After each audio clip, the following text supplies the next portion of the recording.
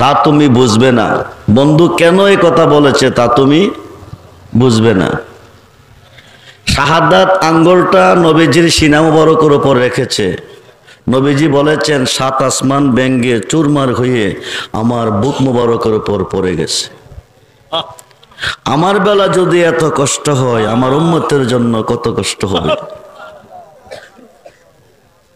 আজরাইল বলেন, ইয়া রাসূলুল্লাহ, আপনার উম্মত যারা হবে, আপনার উম্মত যারা হবে, দুধের শিশু মায়ের স্তনে দুধ খাইতে খাইতে যেভাবে ঘুমিয়ে যা, আমি সেইভাবে তার রূহটা বের করে নেব। সুবহানাল্লাহ। নবীজি বলেন, তোমার যে সুরত আমি দেখেছি, এই সুরত যদি আমার উম্মতে দেখে সহ্য করতে পারবে না। আজরাইল বলেন, ইয়া রাসূলুল্লাহ, আমি কথা দিছি, যারা সবচেয়ে বেশি আপনাকে ভালোবাসে, যাকে সবচেয়ে বেশি ভালোবাসে, আমি আমার সুরতে তার কাছে যাব না, যাকে বেশি ভালোবাসে আমি তার সুরতেই যাব।